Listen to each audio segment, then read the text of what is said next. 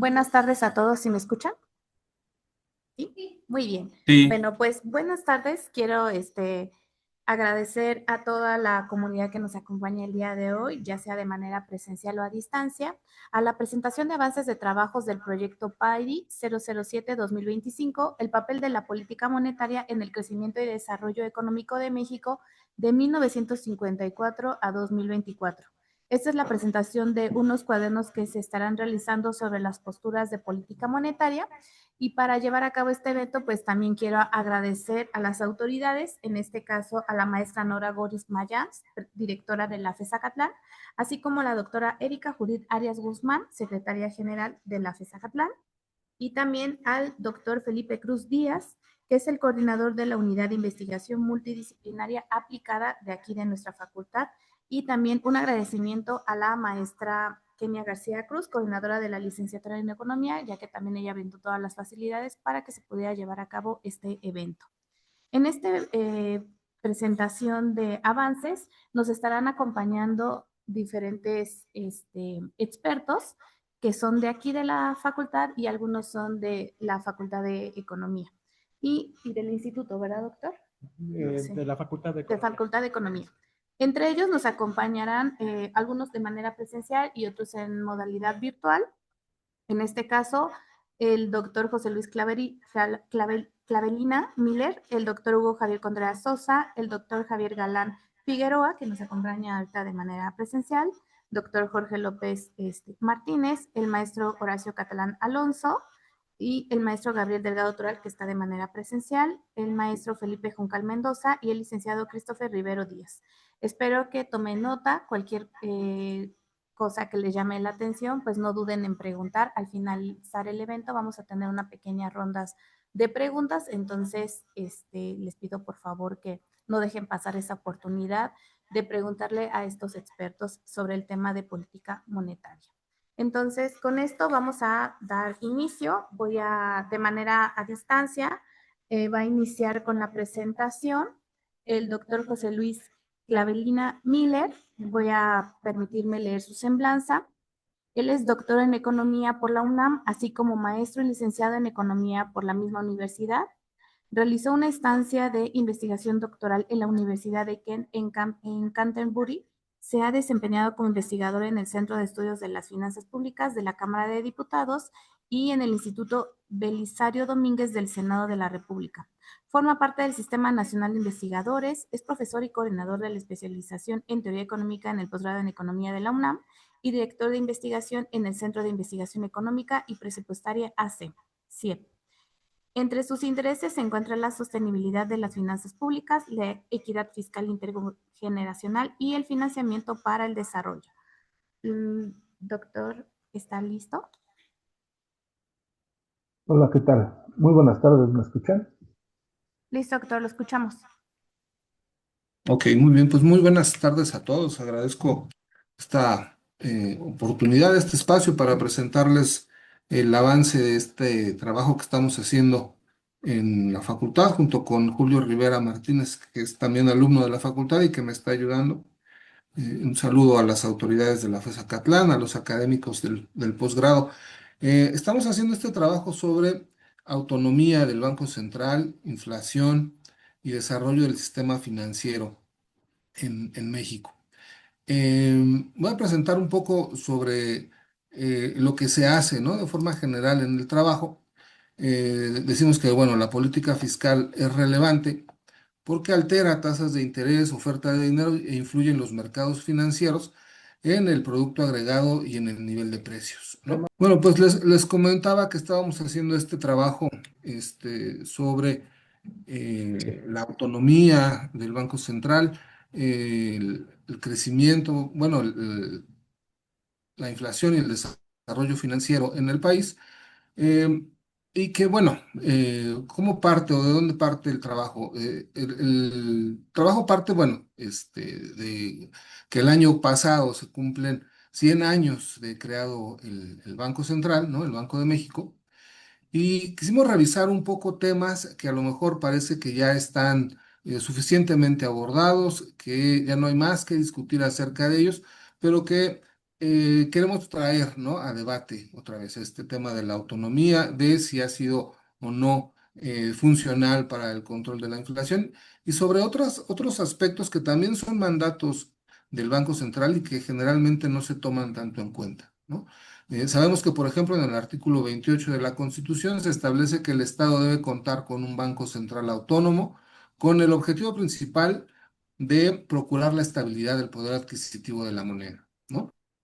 Pero también hay otros mandatos. Por ejemplo, la ley del Banco de México establece que las finalidades del propio Instituto Central es proveer la economía de moneda nacional, procurando el poder adquisitivo de la moneda, también promover el sano desarrollo del sistema financiero y el buen sistema o el buen funcionamiento del sistema de pagos. Y la misma ley también faculta al Banco de México a emitir regulación para el desarrollo del sistema financiero, igual para el sistema de pagos, para proteger los intereses del público e incluso le da la posibilidad de emitir sanciones, ¿no? Y bueno, como les decía, se cumplen 100 años del Banco de México en 2025. Hay numerosos estudios sobre el éxito que ha tenido el banco en el control de la inflación. Eh, una vez que se otorga su autonomía, ¿no? Pero no hay tantos estudios sobre el éxito que ha tenido, por ejemplo, en el desarrollo financiero. Y sobre eso queremos, pues nosotros abordar un poco, además, como les voy a comentar ahorita, pues de ahondar en el debate sobre la autonomía del Banco Central y algunas cuestiones que han salido recientemente. Entonces, bueno, eh, la autonomía con la que actualmente goza el Banco Central le ha ayudado a tener una mayor reputación, una mayor credibilidad para alcanzar sus objetivos de inflación, ¿no? Pero existe también, como les decía hace rato, un lento desarrollo del sistema financiero. También se refleja en un escaso financiamiento que las empresas e individuos reciben de los agregados, y también una medida de profundidad financiera pues tiene que ver con los agregados monetarios, ¿no? Eso al final del trabajo también tratamos de exponer algunas medidas de esto.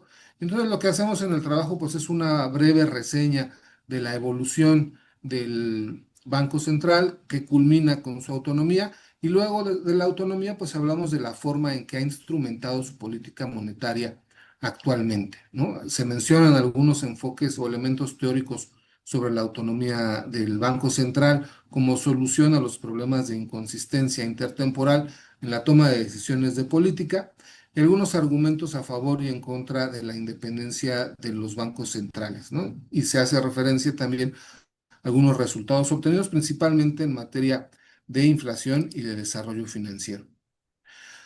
Sobre esta parte de antecedentes no me quiero detener mucho, ¿no? Son las etapas o las tres etapas que en la historia del Banco Central se identifican como autonomía, ¿no? La autonomía reglamentaria de la creación del Banco Central hasta 1938, una autonomía carismática en la que, bueno, los secretarios de Hacienda y las autoridades financieras daban, ¿no? Aunque no fuera de forma legal, esta autonomía de operación al Banco Central, luego una autonomía institucional de 1994 a la fecha, ¿sí? Y también se aborda como, bueno, desde que se obtiene la autonomía del banco, coincide con un periodo de crisis, ¿no? La crisis de 94 y 95, y qué medidas implementa el Banco Central para conducir su política monetaria, ¿no? Y cómo eso va, digamos, avanzando en el tiempo y se pasa de, por ejemplo, límites a la expansión del crédito interno neto, a un objetivo no negativo de acumulación de reservas internacionales, cómo se proyecta la base monetaria para tratar de predecir un poco, anunciar cómo se va a comportar la inflación, se establecen subastas de dólares, hay un objetivo para el saldo acumulado en las cuentas corrientes de los bancos comerciales, o sea, el corto, cómo se va operando, se hace una breve descripción de estos mecanismos, cómo se utilizan las operaciones de mercado abierto y las subastas de liquidez, ¿no? Para, pues, conducir la política monetaria del Banco Central. Entonces, esta es como la parte de antecedentes que se incluye en el trabajo. Y luego se pasa a esta parte que abre un poco un debate que pensamos que tras los 100 años del Banco Central, pues conviene un poco abrir, ¿no? No es que los 100 años no haya sido un banco autónomo, pero creemos que hay algunas cuestiones que rescatar tanto a favor como en contra de la autonomía del Banco Central. La independencia de los bancos centrales se basa en que existe una falla de Estado, ¿no? Que hay políticos incompetentes con una visión de corto plazo que impulsarían una política monetaria laxa, oportunista para tratar de ganar elecciones. Incluso se construyen modelos de ciclo político, ¿no? Que dicen, bueno, si esto ocurre, va a presentarse también con un alto costo inflacionario, con volatilidad en el empleo y en el producto para las economías que lleven a cabo estas actividades. Y entonces, digamos, es un aliciente para que los bancos centrales se vuelvan autónomos, ¿no? Sin embargo, bueno, en América Latina, la autonomía del Banco Central o de los bancos centrales se ha llevado a cabo junto con otras reformas estructurales, como es la liberalización comercial o la liberalización financiera, y el efecto que puede medirse, ¿no? de esta autonomía sobre la inflación, el desempleo o el crecimiento, no se puede aislar totalmente, ¿no? También, cuando el Banco Central no es independiente, existe este problema de inconsistencia intertemporal, en el que, bueno, el gobierno tiene que financiar su presupuesto en el corto plazo, que es una demanda permanente de recursos, y tiene el incentivo de crear dinero, ¿no? Entonces, se supone que la autonomía de los bancos centrales elimina este sesgo político, restringe el financiamiento del déficit, ¿no? Y además los bancos centrales poseen independencia presupuestal, administrativa y cuentan con libertad para cumplir su objetivo principal. Además, bueno, se establece que la finalidad última de un banco central es fomentar el progreso económico y el bienestar de la población, y que la mejor forma de hacerlo pues es a través de una moneda con un poder adquisitivo estable, ¿no? Sin embargo, bueno, también hay que recordar que la autonomía de los bancos centrales está sujeta al Congreso de cada país. Esta legislación está sujeta a cambios y en Estados Unidos, por ejemplo, y lo hemos visto recientemente, pues tanto el presidente como algunos congresistas a menudo amenazan, ¿no? al Banco Central, amenazan con debilitar la independencia, en este caso de la Fed, y o este Banco Central, pues a veces cede ante presiones políticas. Digamos, no es algo nuevo, ¿no? Que veamos esas presiones. Y esta presión se traduce también en un sesgo inflacionario, ¿no? Un banco central sin estas presiones, entonces se establece que puede buscar objetivos de largo plazo, y además, cuando un banco central es autónomo, existen beneficios económicos como una baja inflación, estabilidad del sistema financiero, disciplina fiscal, sin prácticamente costo alguno en la volatilidad del producto, ¿no? Para autores como Heath y Acosta, esta autonomía es la única solución efectiva al problema de inconsistencia intertemporal, y también señalan que, bueno, es un error pensar que el Banco Central puede impulsar el crecimiento porque carece de los instrumentos apropiados, ¿no? Existen otras políticas que pueden estar encaminadas a esto, pero que exceden las competencias de la autoridad monetaria. Los autores, bueno, encuentran que la política o que la autonomía, ¿no? del Banco Central ha sido exitosa en estabilizar al país, se reduce la volatilidad macroeconómica sin sacrificios del producto, ¿no? Y también se advierte que forzar el crecimiento mediante una política monetaria expansiva es contraproducente, y no ha ocurrido este crecimiento en los países que lo han intentado, ¿no? Como Venezuela, Argentina. También se establece que si un banco central es autónomo, ayuda a profundizar los mercados financieros, y que el diseño institucional del Banco Central, o sea, su independencia, transparencia y rendición de cuentas, hace que evolucionen los sistemas financieros, y esto puede potenciar la economía, puede potenciar el crecimiento y no solo estabilizar, ¿no? Hay otros estudios que señalan que el enfoque exclusivo del Banco Central, en el caso de México, en la estabilidad de precios, pues ha permitido tener una disciplina técnica rigurosa que ha sido fundamental para anclar las expectativas de inflación frente a los riesgos sistémicos. Sin embargo, también hay que decir que la legitimidad de la autonomía de los bancos centrales es frágil, ¿no? Es un poder no electo y que puede tener presiones políticas. También que los bancos centrales no deben intentar abarcar funciones cuasi fiscales o de desarrollo, eso los politizaría, ¿no? Y pues podría terminar por perderse esta autonomía de la que gozan y que pues ha costado años alcanzar. Sin embargo, bueno, también hay posturas en contra. Como les decía, se trata para muchos de un instrumento antidemocrático, ¿no? Controlado por un grupo selecto de personas que no es responsable ante nadie, ¿no? Se construye sobre la base para algunos de preceptos políticos y económicos falsos que señalan que el gobierno es proclive a generar inflación y que la independencia del banco es la única solución, ¿no? También se argumenta que, bueno, el Banco Central no es neutral ni imparcial y que de sus decisiones son políticas y no económicas, ¿no? También parte de la crítica se basa en la experiencia en la crisis de 2008, cuando se aplicaron instrumentos discrecionales, poco convencionales, con implicaciones incluso fiscales y de distribución de recursos, ¿no?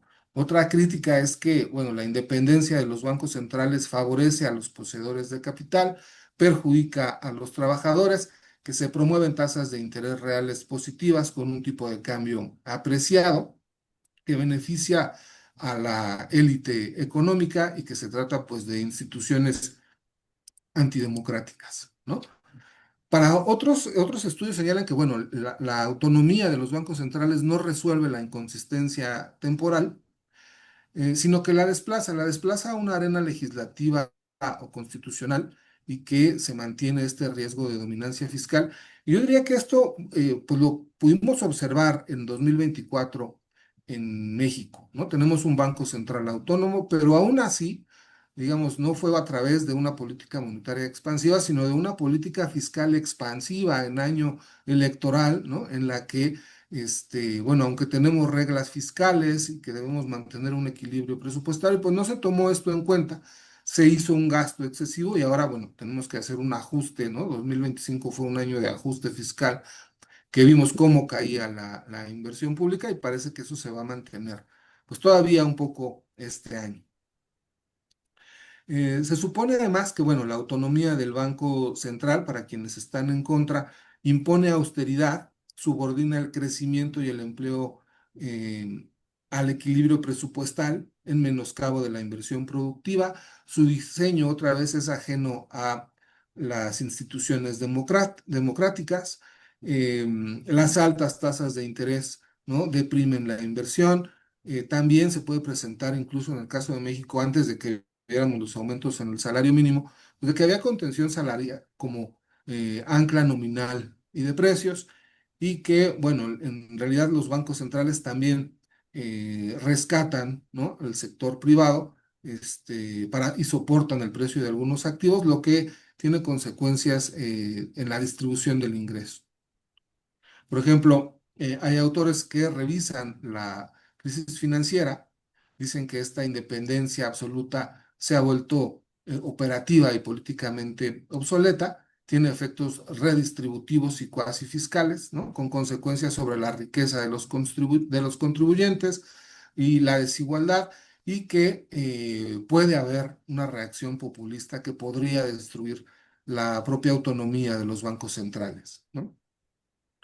También, bueno, se dice que en ocasiones los bancos centrales, como la Fed, opera en contra de los intereses de la población, como por ejemplo cuando eleva tasas, cuando los mercados favorecen el poder de negociación de los trabajadores, que los bancos centrales independientes apoyan los intereses económicos del sistema financiero privado, que restringen el financiamiento interno, ¿no? Que hay un tipo de cambio apreciado, entre otras razones. Entonces, pues algunas de estas cuestiones creemos que es importante pues darles, ¿no?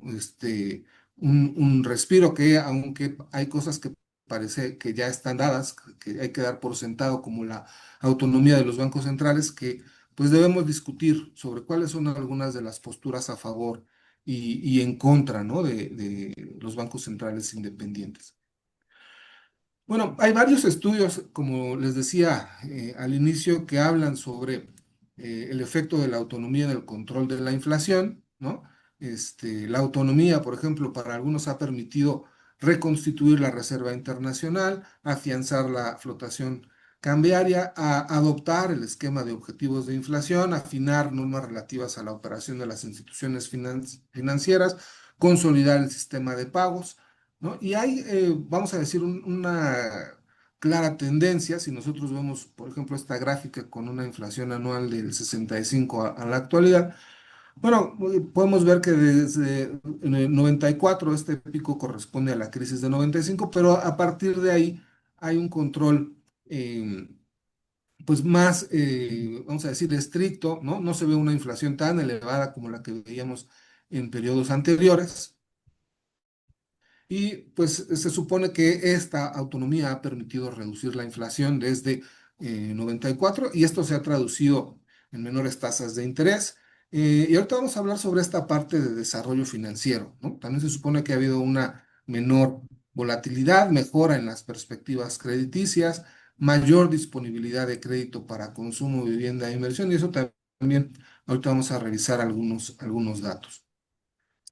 Eh, También, bueno, aquí está la tasa de crecimiento. Yo creo que, ¿sí? Doctor, disculpe, es que tenemos 15 minutos para cada uno de los ponentes.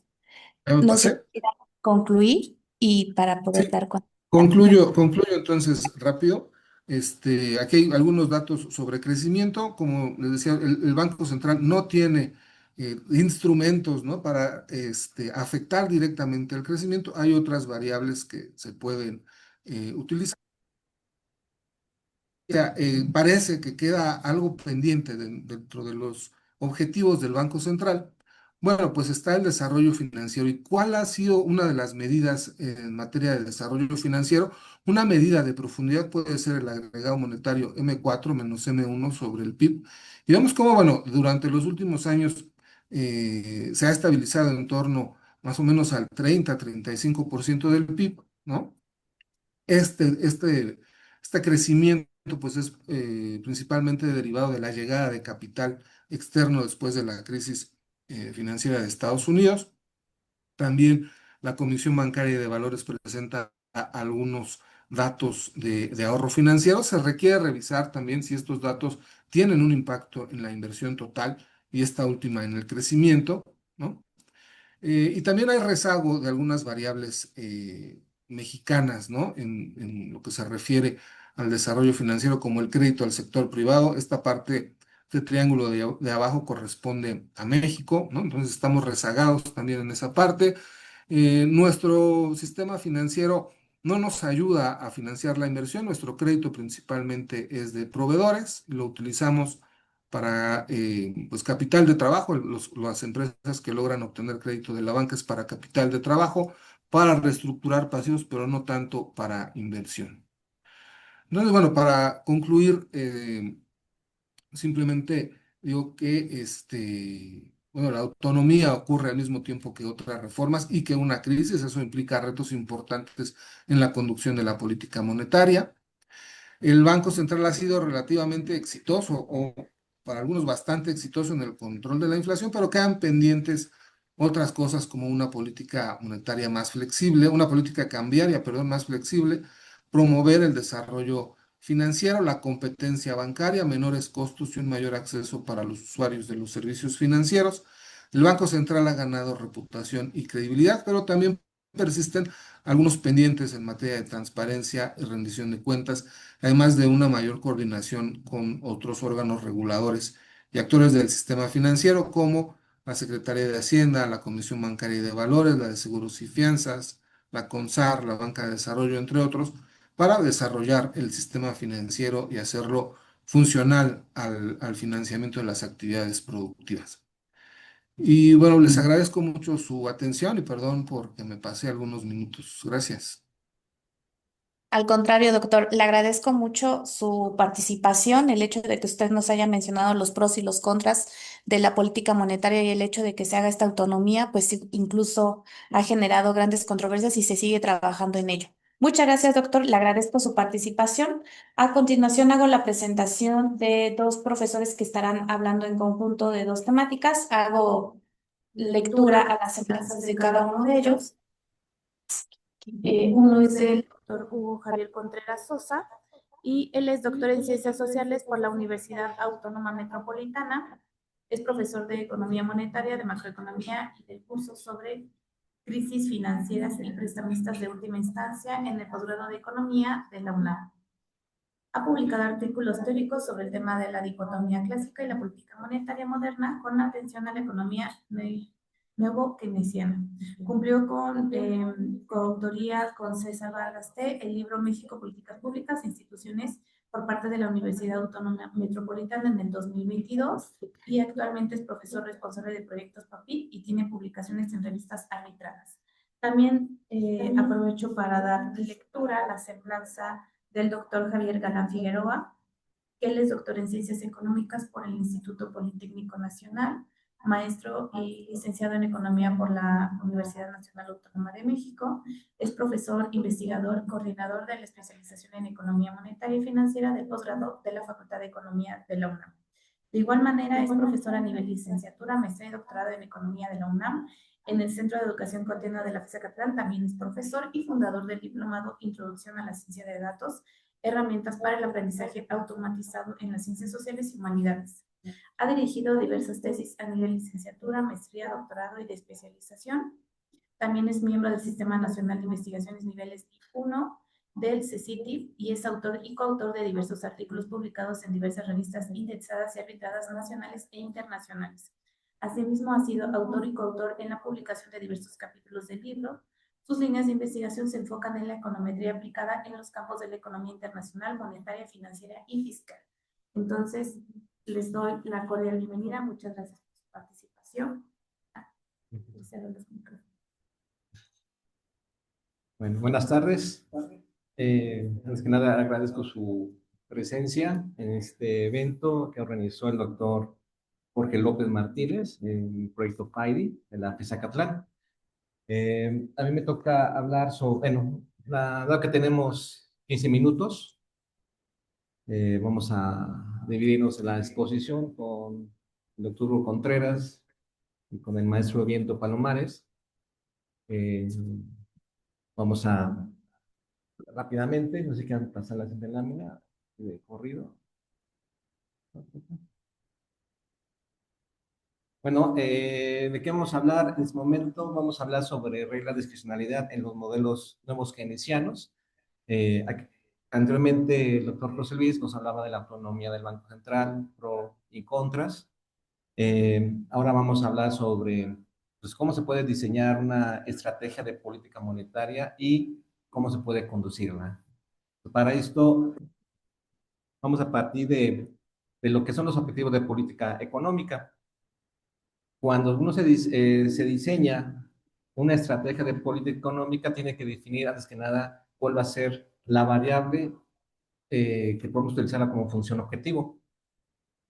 Eso normalmente se diseña a partir de la teoría económica. Por ejemplo, si ustedes van a la economía del bienestar, ahí se encuentra toda esa parte, ¿no? De cómo seleccionan las variables que uno busca optimizar para maximizarla y para que la sociedad pueda obtener su máximo beneficio.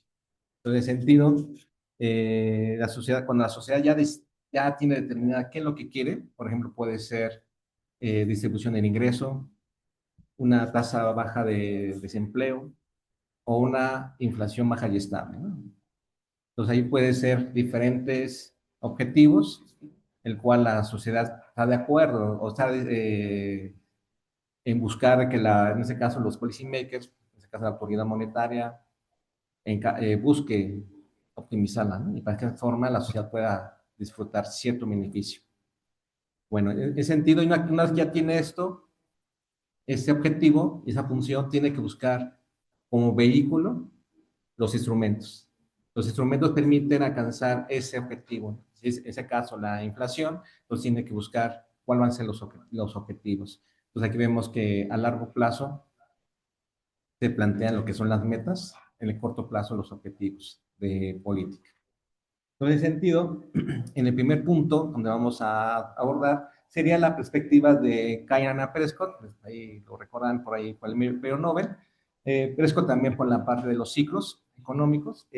Aquí lo que se plantea es qué pasa cuando la autoridad, de hecho por ahí José Luis lo planteaba, de qué pasa cuando la autoridad empieza a actuar de manera discrecional, es decir, en lugar de cumplir con sus objetivos marcados, por ejemplo, en este caso la Banco Central, que es la estabilidad de precios, o procurar mantener el poder adquisitivo de la moneda, así como que cantadito, ahí como es la Constitución, y la ley orgánica, lo podemos traducir en teoría económica como estabilidad de precio, ¿no?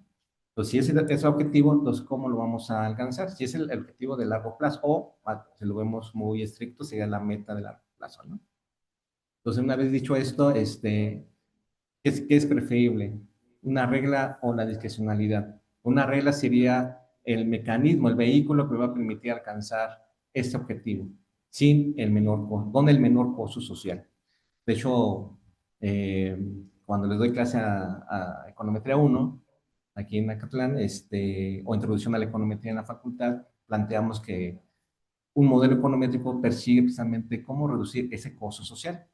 Y vamos trabajando sobre ello, ¿no? Todo el modelo econométrico, que es otra cosa que el error, ¿no? La parte del residual, ¿no? Cómo lo minimizamos, ¿no? Para la toma de decisiones, ¿no? Entonces, ahí sería la parte de que cuando uno usa una regla o usa un mecanismo de optimizador, busca reducir ese costo social, ¿no? En nuestras políticas. Entonces, cuando uno actúa de manera discrecional, entonces, en lugar de minimizarla, lo está maximizando esa pérdida, ¿no? Entonces la sociedad observa que no está, el Banco Central, en ese caso, no está satisfaciendo o no está cumpliendo con su principal mandato, ¿no? Que es la estabilidad de precios. Entonces ahí KM Prescott lo que plantean es esa disyuntiva, irse por la discrecionalidad o regla, ¿no? Por ejemplo, una discrecionalidad sería normalmente en periodos electorales o previos a una jornada electoral, ¿no? Cuando por impulsar el crecimiento económico buscan ganar votos, entonces expanden la oferta monetaria, estimulando el crecimiento en el corto plazo. Entonces, ya cuando los agentes descubren que fueron engañados, de hecho, dentro de la teoría económica se maneja esto, eso en los artículos de Barry Gordon, de la credibilidad y el costo. Entonces, aquí dicen, ok, cuando uno actúa de manera discrecional, en lugar de optimizar o maximizar la función objetivo para reducir el costo, lo está maximizando el costo, ¿no? Un ejemplo sería de esto, de que en los periodos electorales la gente prefiere tener dinero en la bolsa y sentirse rico, ¿no? Más que poder de compra, ¿no? O sea, ahí se dice que hay ilusión monetaria, se genera un proceso, ¿no? ¿Por qué? Porque hay un proceso de inestabilidad en el mercado monetario, hace que la gente crea que tiene más dinero y eso hace que se sientan ricos, ¿no? Cuando el poder de compra va en lo contrario, ¿no? Porque según la definición de ilusión monetaria es porque la gente no toma en cuenta la inflación, los costos de factores de la producción, entre otras variables, ¿no? Entonces, aquí sería la relación entre cadena fresco de qué es lo que quieren, ¿no? Discrecionalidad o regla. La regla sería el vehículo para alcanzar la variable objetivo con el menor costo social. La opción de regresar al índice. Después, posiblemente vamos a hablar sobre el principio de lo que es la regla de Taylor. Aquí parte del hecho de lo que son las reglas, en la regla de política, o también llamadas funciones reacción, la parte normativa, la encontramos con la teoría económica, ¿no? De hecho, en la micro están los modelos de Cournot, de Stackenberg, Beltran, etcétera, que siempre están observando al seguidor y al líder, y eso a través de esa función de reacción, precisamente son reglas, ¿no? En la parte económica sean los modelos autorregresivos, ¿no? Pues aquí sería, ¿cómo eso lo metemos a la teoría monetaria, ¿no? Pues ahí la primera propuesta fue por ahí Milton Friedman, en el artículo 78, error de la política monetaria, donde utilizaba como instrumento la cantidad de dinero, ¿no? Posiblemente va evolucionando hasta llegar a la regla de Taylor, ¿no? Posiblemente vamos a hablar sobre el concepto del inflation target, que se ha traducido varias maneras en México, Por ahí el Banco Central Mexicano, cuando lo introduce en su programa monetaria en el 2000, después de 2003, lo interpretó o lo tradujo de diferente manera, como meta de inflación, objetivo de inflación o blanco de inflación. Entonces, ahí se los dejo, ¿no? De cómo le quieran llamar ustedes, ¿no? Igual para que tengan ahí la idea, porque ustedes en teoría monetaria tienen el concepto de meta, ¿no? De hecho, José Luis manejó objetivo de inflación, ¿no? Entonces, la parte del enfoque que aquí se le domina, blanco de inflación, va el objetivo de ver que es un mecanismo también de cómo se puede conducir la política monetaria a partir de la perspectiva de Bernanke y Minsky, ¿no? De su momento de, ok, quieres estabilidad de precios, pero ¿cómo vas a llegar a la estabilidad de precios? A partir de un mecanismo que te permita llegar a ese punto a largo plazo, ¿no? De hecho, ahí se postula de que la inflación tiene que ser 3%, en México 3% más o menos una variabilidad, ¿no? Simplemente el hecho de ser 3% más o menos una variabilidad es un intervalo de confianza, simplemente, ¿no? Eso sabemos que en estadística, pues así es, ¿no? Acá hay un debate entre dos, bueno, un subgobernador y un ex subgobernador, ¿no? Que ya no está en funciones, pero hay un debate, que se llama Manuel Sánchez con Jonathan Heath, dice que no debe ser puntual. Pero digo lo contrario, es un intervalo de confianza, porque la inflación tiene que converger a ese valor en el tiempo. Porque si fuera puntual, estamos olvidando de que la economía es dinámica, no es ceteris paribus, es dinámica, se va evolucionando y reacciona a los choques. Entonces, la función reacción, la regla política, se mueve en función a los choques. De hecho, parte de esto, me imagino que Horacio Catalán va a explicar un poco más de eso del modelo del kilo general dinámico estocástico y cómo se emplea para modelar lo que le llaman inflation target forecast, ¿no? O el average. Bueno, el caso mexicano se emplea. Les mencionaba que el valor puntual, pero puede variar, ¿no? Según el choque y cómo va convergiendo en el tiempo, ¿no? Bueno, aquí ya es la parte introductoria, entonces aquí le diría la palabra a mis colegas. Muchas gracias, doctor. Le agradezco. Ahora le cedo la palabra al doctor Hugo Javier Contreras Sosa. Bueno, muy buenas tardes. Muchas gracias por la invitación de parte de nuestro coordinador de proyecto, Jorge López. Perdón, ¿se me escucha? Bueno, ¿se me escucha? Sí se escucha. ¿Sí? Bueno, perdón. Decía yo que agradecía la invitación del doctor Jorge López, nuestro coordinador de proyecto PAIDI, pero también las autoridades de la FES, la directora, la Secretaría General, la Unidad de Investigación y etcétera. Bueno, nosotros tres lo que planteamos acá en este esquema es un esquema de trabajo que tiene que redactarse, pero que está más o menos, ustedes están viendo aquí ya lo que platicamos, ¿no? Hay un contexto de partida. ¿Por qué? Porque, bueno, los nuevo keynesianos se constituyen al fin de los años 70 como grupo, como corriente, y luego tienen una fractura interna muy importante al arranque de los 90. El contexto de partida lo que explica es lo que va a llevar a esa ruptura al arranque de los 90 en dos grandes vertientes de la economía nuevo keynesiana. Lo planteo en esos términos porque son cuadernos de posturas teóricas, ¿no? Pues bueno, una teoría dominante hoy en banca central es la teoría nuevo keynesiana. Yo no la comparto, pero está ahí. Tenemos que estudiarla porque es dominante. Ese enfoque nuevo keynesiano que se constituye en la segunda mitad y casi al cierre de los años 70 y que se parte al arranque de los años 90, lo que trae el inciso 1 precisamente es este contexto de partida que va a provocar esa división de los nuevo keynesianos. Primeramente está la proposición que ya explicaba el profesor Galán, la proposición Shillan-Prescott.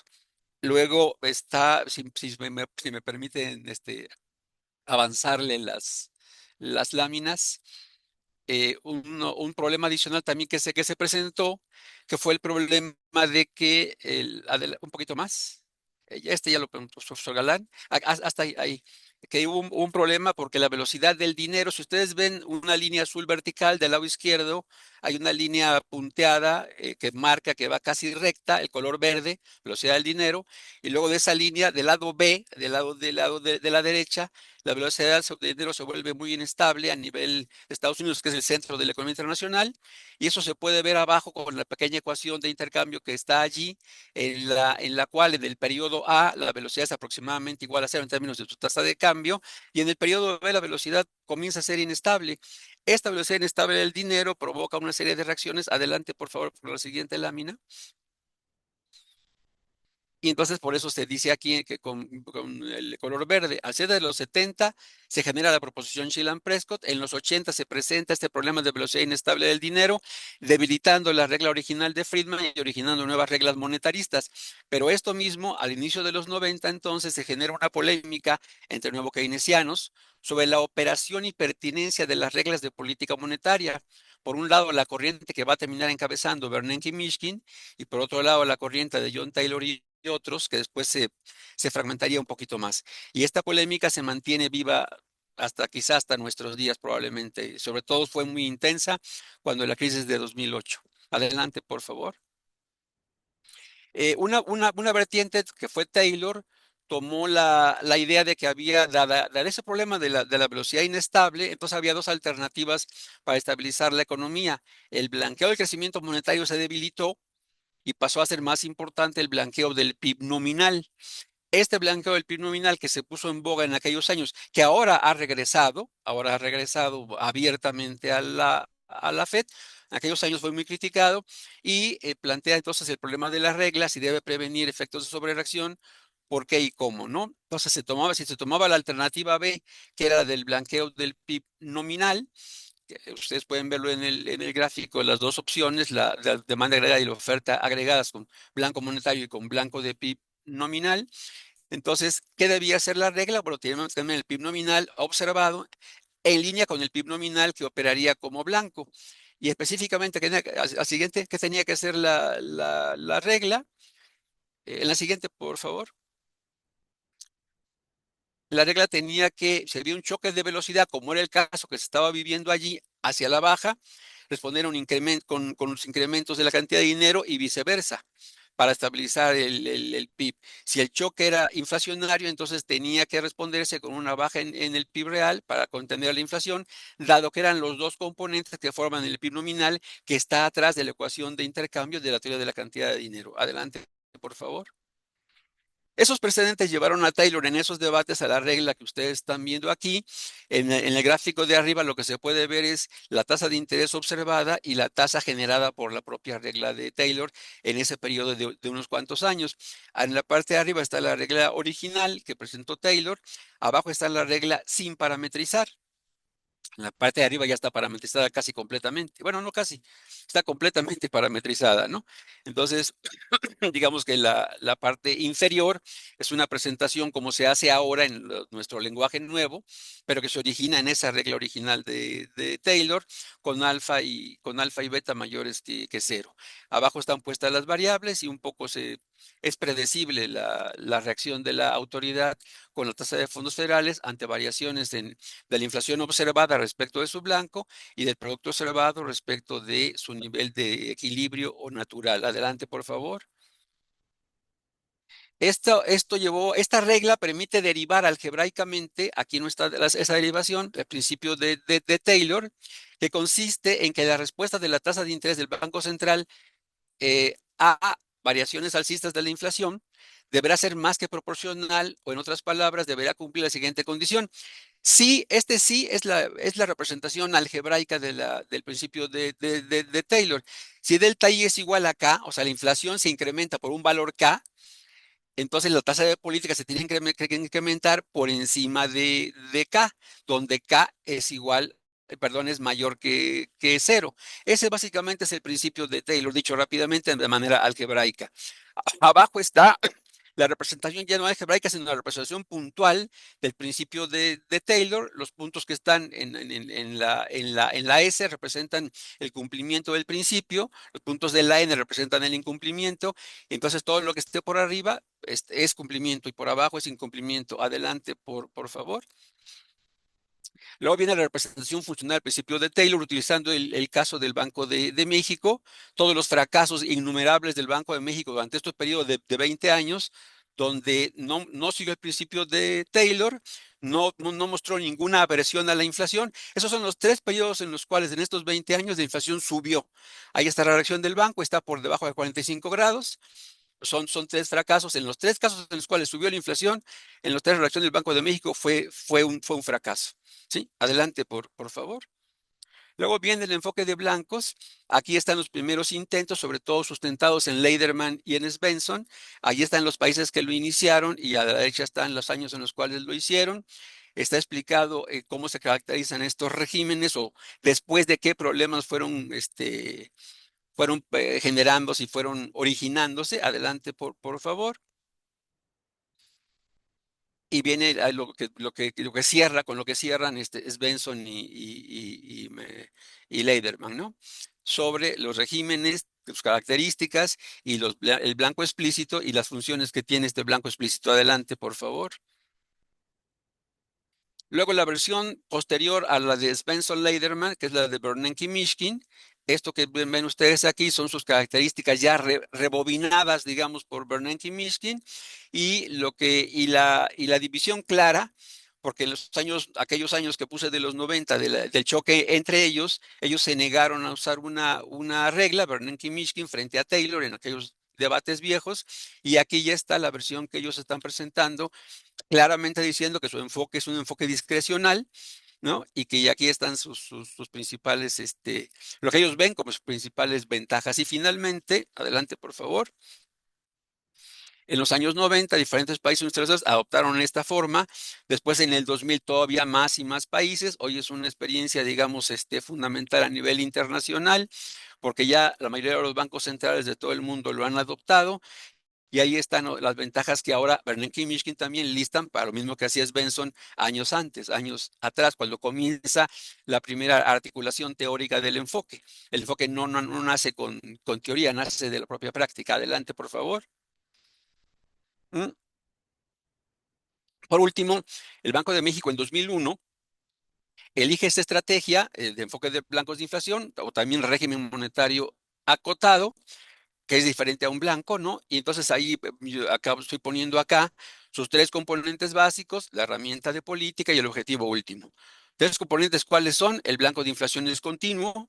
Segundo, la libertad para manipular casi cualquier variable. Tercero, la transparencia. El segundo componente es una herramienta de política. ¿Cuál es? Bueno, en México, a partir de 2008, es la tasa de interés de política. Antes no. Y como tercero, el objetivo último es el anclaje de expectativas, que está representado aquí de manera muy sencilla, diciendo que cuando la inflación observada es distinta del blanco de inflación y simultáneamente la inflación esperada es aproximadamente igual al blanco de inflación, eso implica que el Banco Central que consigue eso está consiguiendo el anclaje de las expectativas. Esto para el caso de México está muy fracasado, está muy probado, y numéricamente los números no mienten, ¿no? Pero de cualquier modo el anclaje de las expectativas está presentado acá de manera geométrica simple y con eso, digamos, se presenta el mapa conceptual de los nuevos keynesianos que nosotros, Javier Galán, Vientos Palomares y yo, pues redactaríamos como el ensayo para la parte de perspectivas teóricas de política monetaria. O sea, nuestra perspectiva teórica sería trabajar el debate interno de los nuevos keynesianos, unos a favor de reglas, otros a favor de políticas discrecionales. Básicamente ese sería nuestro planteamiento y al final viene adelante por favor, vienen unas referencias de en qué nos basamos para lo que está puesto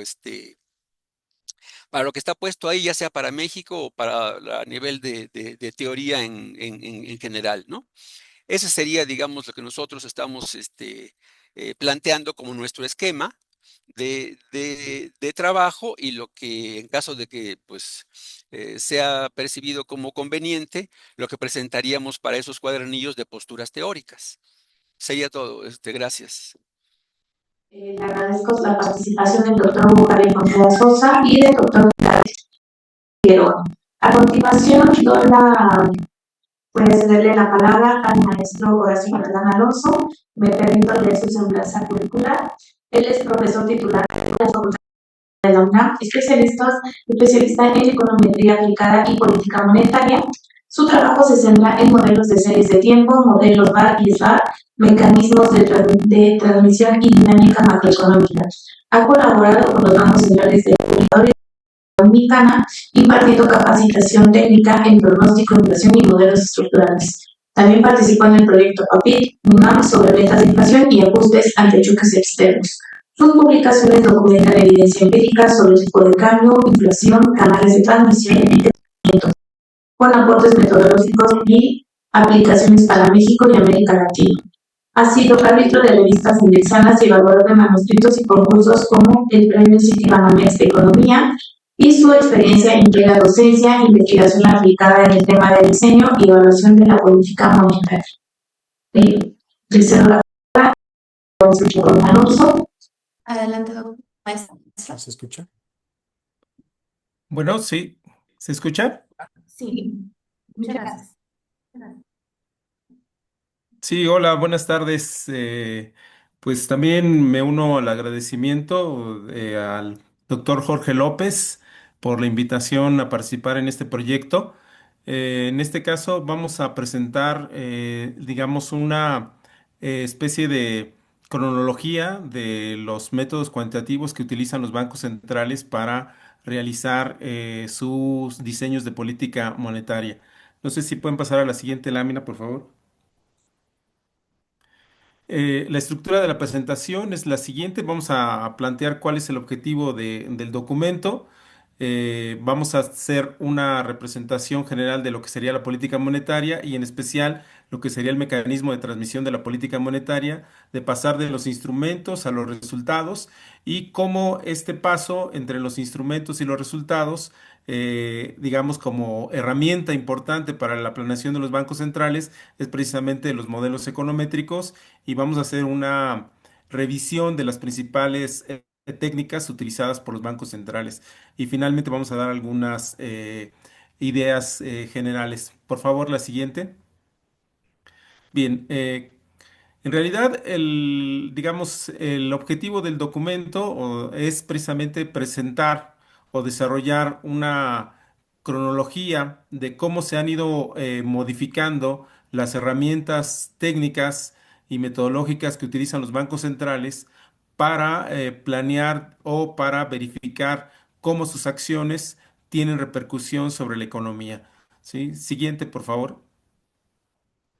Bien, en términos generales, esto también ya lo había comentado el profesor José Luis Cabrillina, también el profesor Javier Galán, en términos de decir, bueno, la política monetaria no es otra cosa más que un conjunto de acciones o medidas que toma un banco central a partir de sus instrumentos. Actualmente se utiliza mucho la tasa de interés para lograr influir en ciertas variables objetivo que serían tanto la actividad económica como la inflación o como variables asociadas a la demanda agregada. Ahora, ¿podemos pasar a la siguiente, por favor? La cuestión es la siguiente. El problema que tiene cualquier banco central es precisamente que tiene una serie de instrumentos a su disposición, tiene los objetivos claros, vamos a decir en este caso, por ejemplo, las metas de inflación, como se había comentado hace un momento en la presentación anterior, pero no, digamos, no puede identificar claramente cuál podría ser la trayectoria de sus medidas o de sus acciones y cómo podrían pasar o afectar variables intermedias y cómo estas variables intermedias al final se traducen en un cambio en las decisiones de los agentes, sobre todo en la parte de consumo y de inversión, y cómo estos cambios en sus decisiones pueden transformarse en objetivos claros de una menor inflación o un mayor crecimiento o una disminución del crecimiento. Entonces, en este caso, el mecanismo de transmisión de la política monetaria es, digamos, la parte clave de cómo el Banco Central puede concebir o entender la forma en que sus acciones se trasladan hacia la economía real. La siguiente, por favor. Generalmente en los libros de texto o en cualquier, digamos, discurso, digamos, de los bancos centrales, generalmente nos presentan una forma en la cual el mecanismo actúa de manera muy sencilla y dicen, bueno, si hay presiones inflacionarias, el Banco Central encarece el dinero subiendo la tasa de interés o por algún otro medio, lo cual al final hace que los bancos comerciales entren en competencia sobre, digamos, obtener más recursos o verse obligados a cumplir con cierto requerimiento de saldo diario. Entonces eso genera que las tasas al final suban o bajen dependiendo de lo que el Banco Central espera, y con eso el crédito también tiene un, digamos, una restricción o una disminución en su oferta, y al final eso se traduce en mayores costos financieros para las empresas, para los hogares, y que eso al final, digamos, se traduce en una menor inversión, en un menor consumo, y al final podemos obtener, digamos, un resultado sobre la actividad económica y sobre la inflación, ¿no? Y generalmente el esquema que se presenta regularmente en cualquier libro de texto es el famoso esquema ISLM, digamos, de forma didáctica, para entender el desplazamiento de las curvas y cómo podemos pasar de un punto de equilibrio a otro punto de equilibrio. ¿Sí, perdón? No, No, continúe, profesor. Sí. Siguiente, por favor. Siguiente lámina, por favor. El problema es que en la práctica eso no lo tenemos disponible de esa manera. En realidad, las decisiones de los bancos centrales tienen un alto grado de incertidumbre en términos de cómo se van a traducir, como hemos dicho, a las decisiones de los agentes.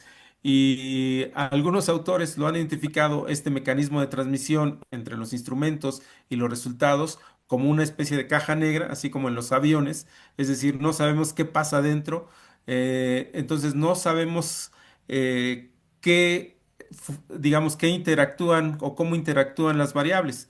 En ese sentido, precisamente los modelos econométricos toman un papel relevante, precisamente para que podamos de alguna manera identificar, ¿sí?, cuál es el proceso entre las tomas de decisión y los resultados.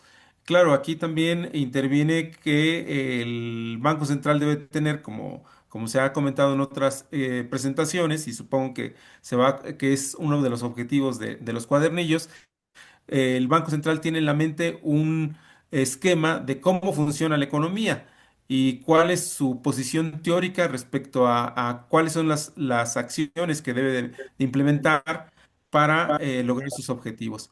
Siguiente, por favor. Y los modelos econométricos entonces cumplen esa función principal de reducir la incertidumbre o tratar de encontrar cuál es la ruta de las decisiones a los resultados de los bancos centrales, pero además buscan sobre todo medir la temporalidad de la política monetaria, es decir, cuánto tiempo tardan en responder las variables a las acciones del Banco Central. También sirven de pronóstico, sobre todo, por ejemplo, en este caso de la inflación, para saber qué tanto puede acomodarse o manipularse las expectativas. Sirven como un laboratorio de escenarios donde podemos probar qué pasaría si modificamos uno de los instrumentos o qué pasaría si existe un choque internacional, como ahora el caso de los precios del petróleo, los precios del gas, qué pasaría. Y todo esto, en cierta perspectiva, debería de ayudar a una mayor transparencia en la toma de decisiones de los bancos centrales. Si sabemos cómo funciona su modelo, estaríamos con una cierta información de cuáles van a ser sus decisiones y de cómo van a ser sus resultados. Siguiente, por favor.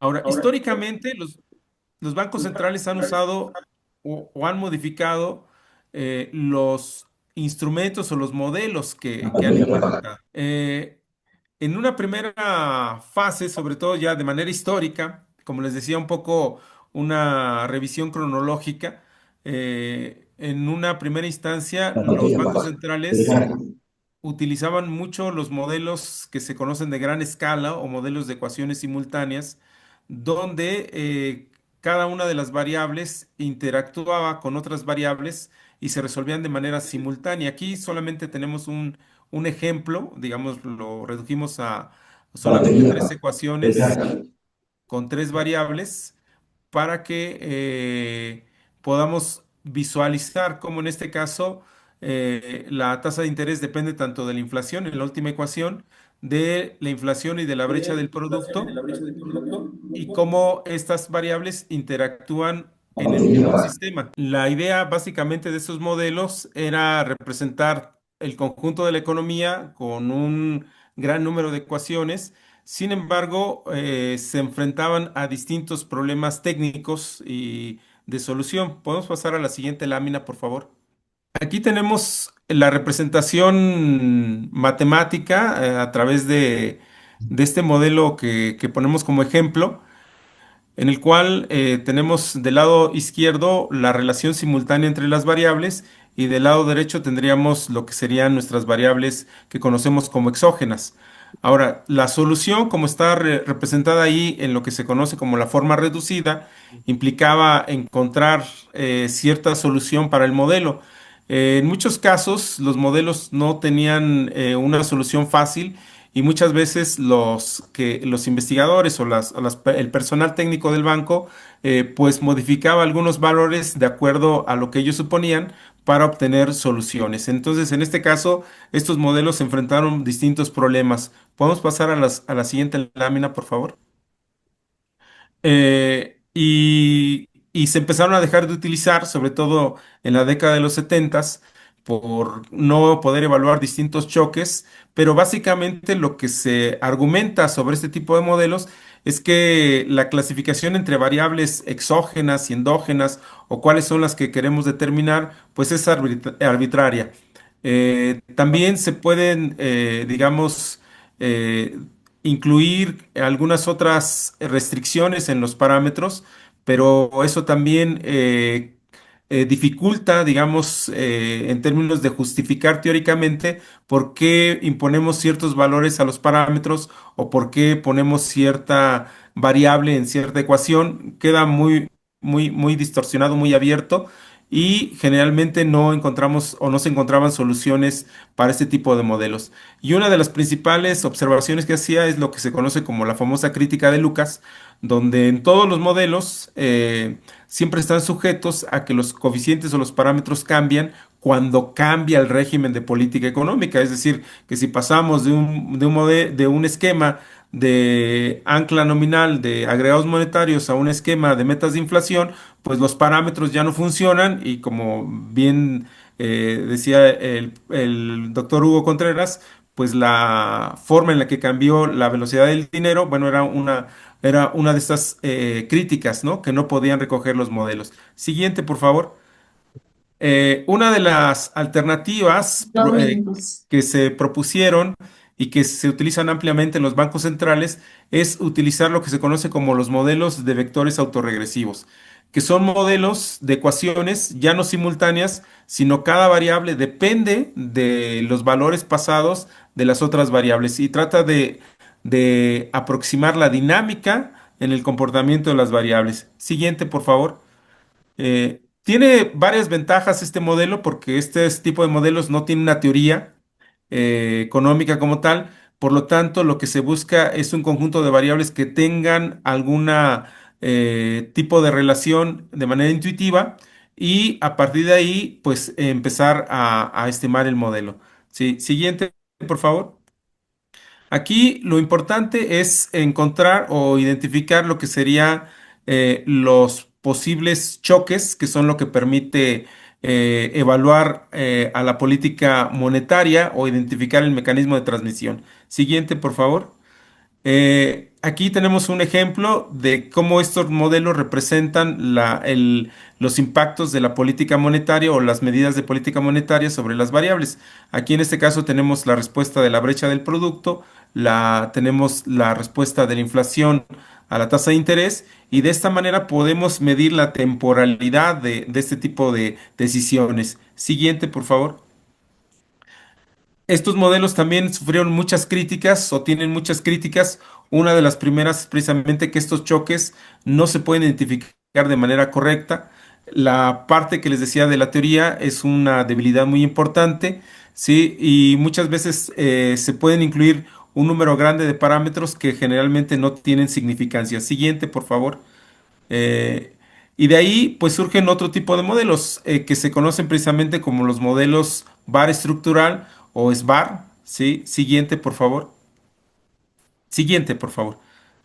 En la cual lo que plantean es encontrar o medir las respuestas o los choques de las variables a través de un sistema en el cual pueden ellos identificar lo que serían las relaciones contemporáneas entre los choques, es decir, las sorpresas o los efectos inesperados de alguna variable sobre el sistema. Siguiente, por favor.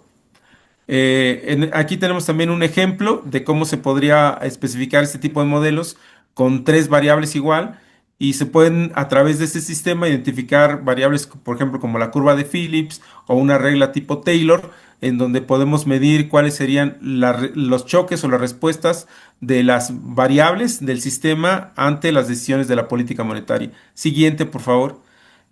También tienen varios problemas. Estos modelos están limitados por el número de variables. También están sujetos a la crítica de Lucas en términos de los valores de los parámetros y los regímenes de política monetaria. Y tienen distintas limitaciones para generar o realizar ciertas simulaciones, ¿no? Siguiente, por favor. Actualmente los bancos centrales se han enfocado mucho a un instrumento que se conoce como modelos de equilibrio general dinámico. En este caso, este tipo de modelos lo que busca es tener una teoría micro fundamentada en la cual los agentes optimizan, ¿sí? Y el modelo en realidad se basa en una serie de ecuaciones de optimización. Siguiente, por favor, y que muchas veces tienen un gran conjunto de bloques, de modelos, en los cuales tratan de identificar o meter, digamos, el problema de optimización, tratan de solucionar el problema de la crítica de Lucas, pero muchos de ellos se basan precisamente en la teoría o en la hipótesis de expectativas racionales. Siguiente, por favor. Tenemos aquí un ejemplo de cómo un modelo muy sencillo de cómo se especificaría. Aquí la idea es incluir variables no observadas como las expectativas o como variables como la brecha del producto y que son generadas a través de ecuaciones de optimización. Siguiente, por favor. Sí. Siguiente, sí, ya voy a terminar. Generalmente estos modelos también tienen algunos problemas. El hecho de que se basen en un problema de optimización asumen que existe un agente representativo. El problema de la formación de expectativas. Asumen que la parte, por ejemplo, los agentes consumen bajo una misma función de consumo o se representan bajo una misma función de consumo, las empresas bajo una misma función de producción. Entonces, muchas de estas situaciones o muchos de esos parámetros no son del todo confiables y están sujetos a muchas críticas. Siguiente, por favor. Eh, Como vemos, los modelos econométricos son una herramienta muy importante para identificar el mecanismo de transmisión del Banco Central, pero están sujetos a muchas críticas. Pero, sin embargo, han ido avanzando y cada vez la tecnología nos ha permitido generar modelos más complejos. Actualmente, digamos, se busca que estos modelos ahora incluyan la heterogeneidad, es decir, múltiples agentes, incluir el sistema financiero o la parte del crédito, incorporar algunos otros elementos como que actualmente existen con el apoyo de la inteligencia artificial, un análisis de coyuntura mucho más inmediato, casi diario o por hora, ¿no? Y algunos otros elementos como riesgos climáticos o el problema de guerras y demás, ¿no? Siguiente, bueno, sería ya mi participación. Agradezco mucho la invitación. Muchas gracias. Un saludo a todos. Agradezco la participación del maestro Horacio Catalán Alonso, así como la participación del doctor Javier Galán Figueroa, que estarán trabajando en conjunto este tema. A continuación, voy a hacer la presentación del profesor Gabriel Delgado Toral, que nos acompaña el día de hoy aquí de manera presencial. Él es licenciado en Economía y especialista en Economía Monetaria y Financiera por la Facultad de Economía de la UNAM. También es maestro en Ciencias en Metodología de la Ciencia por el Centro de Investigaciones Económicas, Administrativas y Sociales del Instituto Politécnico Nacional y está en proceso de titulación por el doctorado en Filosofía de la Ciencia en el Instituto de Investigaciones Filosóficas de la Facultad de Filosofía y Letras de la UNAM.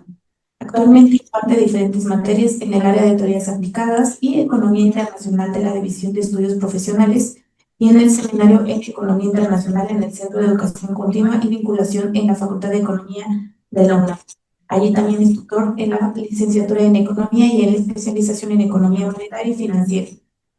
En la UNAM también forma parte de la comunidad de educación basada en evidencias de la Coordinación de Evaluación, Innovación y Desarrollo Educativo CEIDE. Él estará trabajando en conjunto con Felipe Foncarmentosa, es economista por el Instituto Tecnológico Autónomo de México, ITAM. También cursó la maestría en Economía Aplicada con mención honorífica y obtuvo el premio Pedro Arce a la excelencia académica. Asimismo, cuenta con estudios de la especialización en Economía Monetaria y Financiera por la Facultad de Economía de la UNAM. Actualmente se desempeña como economista para México y América Latina en Citigroup, donde realiza análisis macroeconómico, seguimiento de la política monetaria y fiscal y elaboración de pronósticos para economías emergentes.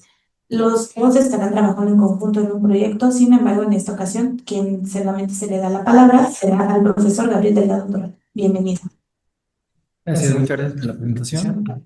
Muchas gracias a la maestra Felipe que está en línea. Y también me uno a agradecer a todo el equipo del proyecto PAIDI y al doctor Jorge López. Bueno, allí está la presentación, de tratar de irme al tiempo. Bueno, la postura de política monetaria que nos tocó a nuestro Felipe y a mí fue una introducción a los modelos clásicos, que es lo que vamos a exponer hoy desde el punto de vista teórico. Lo que se pretende es que se vea un recorrido teórico y temporal en qué consiste esa escuela neoclásica. Y bueno, voy a empezar. Allí lo que ven son 5 puntos principales que abordará ese cuadernillo de posturas de política monetaria. El primero, en el punto de partida, es el ocaso del pensamiento keynesiano. Ustedes recordarán que en los 50s y los 60s hubo un dominio de pensamiento keynesiano, principalmente a través del ISLM y después con una curva de Phillips a la Saxon-Follow, que después, con esta inflación de los años 70, esa curva que desarrollaron Paul Samuelson y Robert Solow para que en Estados Unidos se colapsó. Y entonces la teoría keynesiana no pudo explicar qué era lo que pasaba en ese periodo de esta inflación. Entonces, este es el punto de partida para empezar a explicar los nuevos clásicos. Un segundo punto es como tal la incorporación a la teoría económica de la hipótesis de las expectativas racionales como técnica de modelación, es una hipótesis, y allí lo que tiene en la pantalla es una cita de Sargent, del presidente Abraham Lincoln, que me voy a permitir leer. Puedes engañar a algunos todo el tiempo y a todos algún tiempo, pero no a todos todo el tiempo. Lo que quiere decir esta hipótesis es que los agentes toman en cuenta toda la información disponible y no cometen errores sistemáticos, que ahorita lo expondrán más adelante. Ese es el segundo punto. Y digamos, el punto ya de partida de la escuela neoclásica, con esa incorporación de John Newton en los 60. Un tercer punto, como ya está platicado aquí, es la ineficiencia de la política monetaria con la incorporación de la crítica de Lucas en 1976, que básicamente lo que dice es cuando cada regla es predecible y si no podemos ser engañados o engañadas todo el tiempo, entonces nos anticipamos a la política y entonces ya no hay engaños sistemáticos y entonces los parámetros y los modelos no son fijos, entonces cambian conforme cambia la política. Un cuarto que también ya se ha explicado aquí, que me voy a detener quizá un poco más adelante, es la inconsistencia temporal y el diseño de las instituciones con Schiller y Prescott, principalmente en el artículo del 77, en donde vemos que incluso un gobierno benevolente tiene incentivos para engañar al público. Y después, otra de las aportaciones importantes es la de Barry Gordon en 1983, en la cual formaliza el signo inflacionario, que quiere decir que hay inflaciones altas o las políticas son discrecionales, básicamente. y entonces hay un resultado inflacionario importante, y entonces de allí la necesidad de tener bancos centrales independientes y metas de inflación claras. ¿Qué quiere decir eso? Que pueden tener un rango de inflación, un rango numérico, por ejemplo 3% para el caso de México, o un enfoque de rango de inflación, que es todas las políticas que giran en torno al blanco, que es el enfoque de rango de inflación como tal. Entonces debe tener un banco central independiente con una política, con un banco central independiente. Y como último punto, que ya también están exponiendo hace un momento, el salto metodológico lo dan Sheldon Preston en los 80s con los modelos de equilibrio general dinámico. La siguiente, por favor.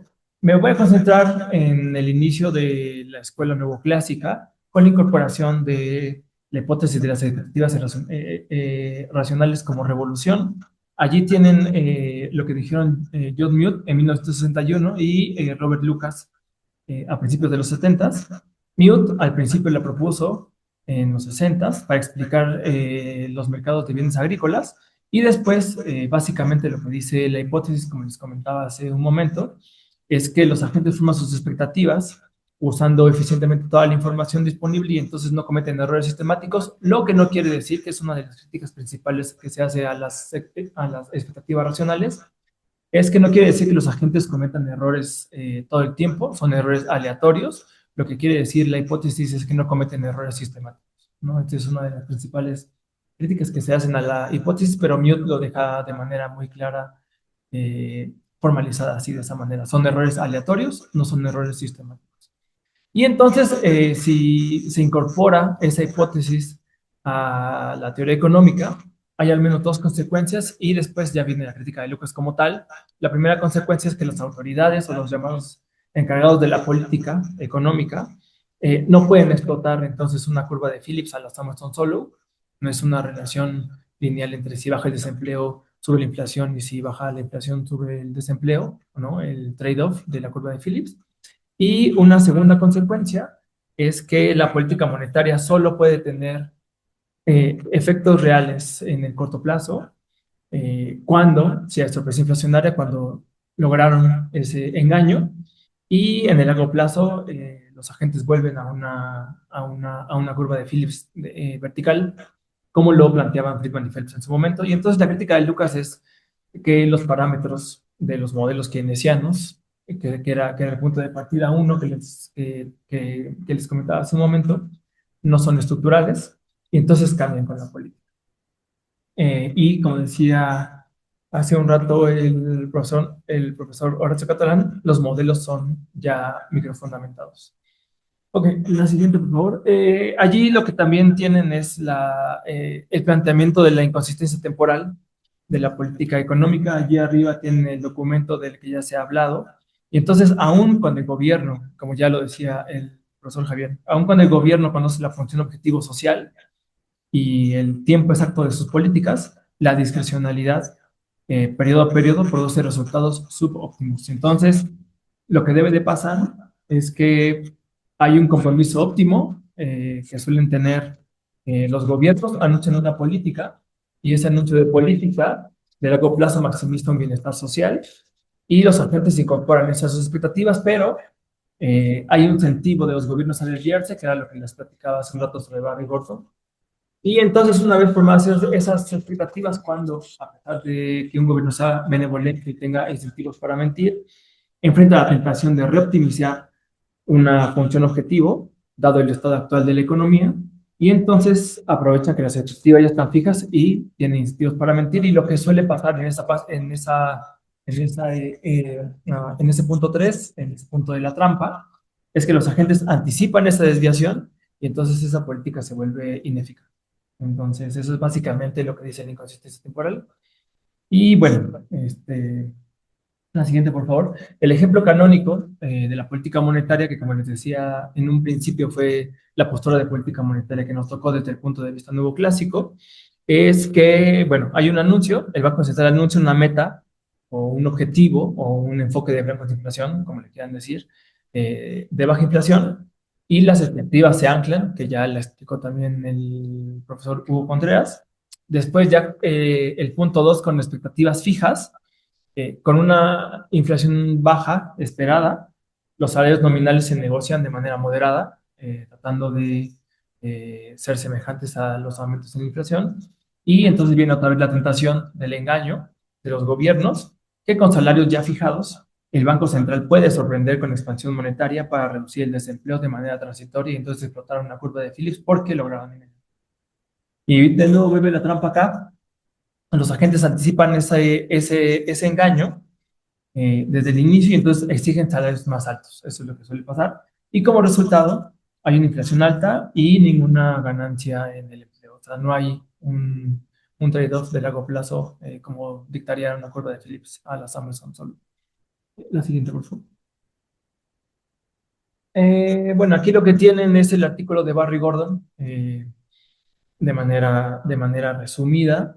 Lo que intentaron hacer Barry Gordon, y me parece que lo lograron bastante bien, son 3 pasos adicionales a lo que se planteó en el artículo de Shillan y Prescott de 77.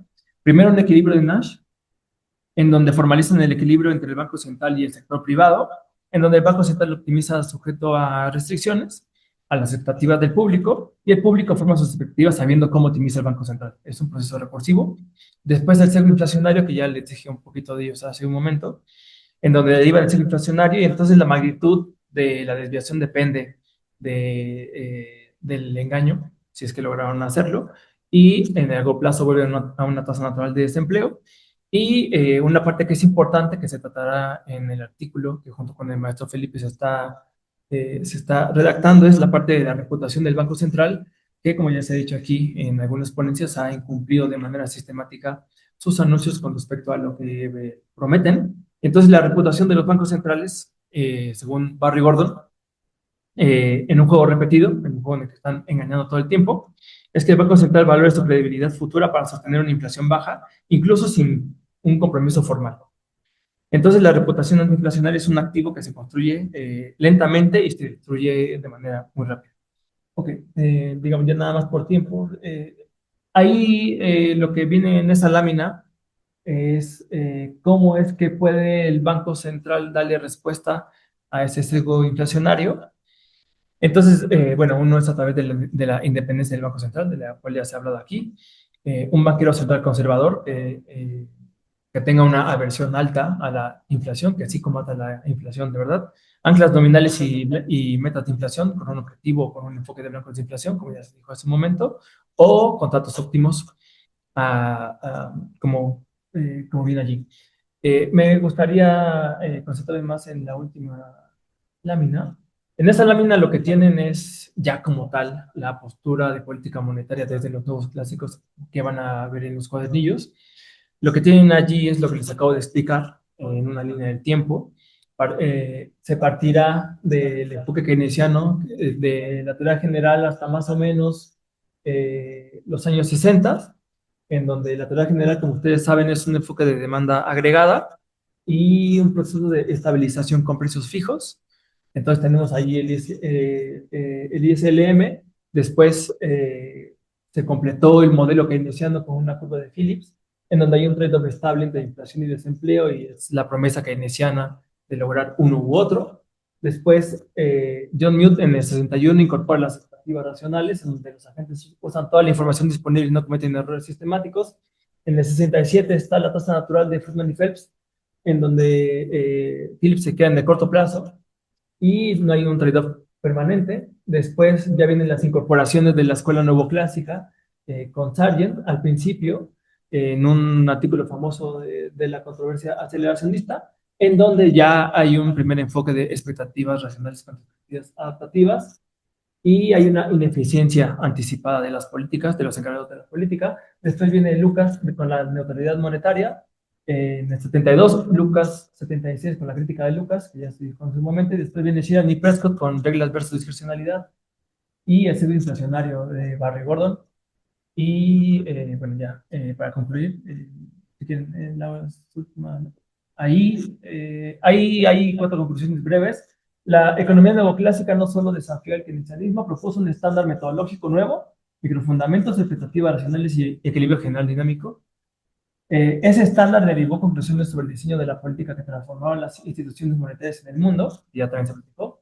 La independencia de los bancos centrales y las metas de inflación son consecuencias directas de este programa de investigación, y la gran inflación de los 70 dio paso a la gran moderación de los años 90, que también ya se habló del punto de ruptura en esos 90, con Bernanke y Mishkin y con Taylor. Y bueno, eso no ocurrió por azar, ocurrió desde nuestro punto de vista, desde los aportes de los nuevos. Y bueno, será todo. Muchísimas gracias. Muchas gracias, maestro Gabriel Delgado Toral, y también al maestro Felipe Juncal Mendoza, que están trabajando en conjunto parte del libro y del artículo que van a desarrollar. A continuación, voy a dar lectura a la semblanza de nuestro organizador del evento. Muchas gracias por la invitación y por este proyecto que está organizando usted. Doctor Jorge López Martínez. Él es doctor en Ciencias Económicas por la Universidad Autónoma Metropolitana, maestro en Economía por la UAM Azcapotzalco y licenciado en Economía por la Escuela Superior de Economía del IPN. Fue consultor del Servicio de Información Agroalimentaria y Pesquera de la Zagarpa, donde realizó el análisis de coeficientes técnicos pecuarios. Como docente, ha impartido clases de posgrado en la Universidad del Valle de México en la Maestría de Negocios, en la licenciatura en Ingeniería Económica y Financiera de la Facultad de Negocios de la Universidad La Salle. Actualmente es profesor de carrera de tiempo completo asociándose de la FESACatlán, UNAM, donde imparte clases en licenciatura, especialidad, maestría y doctorado. Ha sido candidato a SNI y cuenta con varias publicaciones en revistas arbitradas, nacionales e internacionales. Sus líneas de investigación están encaminadas a la política económica, ciclos económicos, sector externo y a la historia económica. Muchas gracias, doctor. Muchas gracias, maestra Elena Díaz. Gracias a todos por estar aquí. Gracias a los ponentes, gracias a cada uno de los que están participando en este proyecto. Creo que ahorita, previamente, en 1 hora y 40 minutos, nos han dado todo un paseo acerca de la política monetaria desde muchos enfoques. La finalidad de este proyecto es precisamente dentro de los cuadernos de posturas de política monetaria, acercarles a ustedes como estudiantes todas las perspectivas que hay acerca de las distintas posiciones que hay a lo largo de la historia en cuanto a la política monetaria, ¿no? Cada uno tiene su punto de vista, cada uno tiene sus argumentos, los defiende, son válidos unos, son válidos los otros. En mi caso, yo elegí trabajar la postura keynesiana, que es un poco contrastante con respecto a la parte, digamos, ortodoxa, ¿no?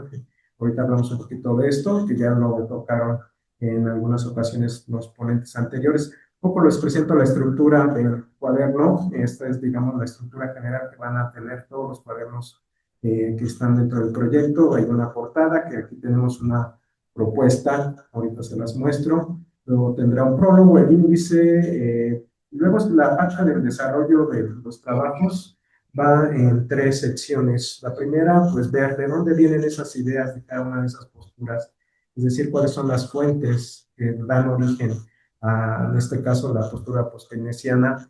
Luego ya entender de qué se trata esto, de qué se trata la corriente, cuáles son las partes que la componen.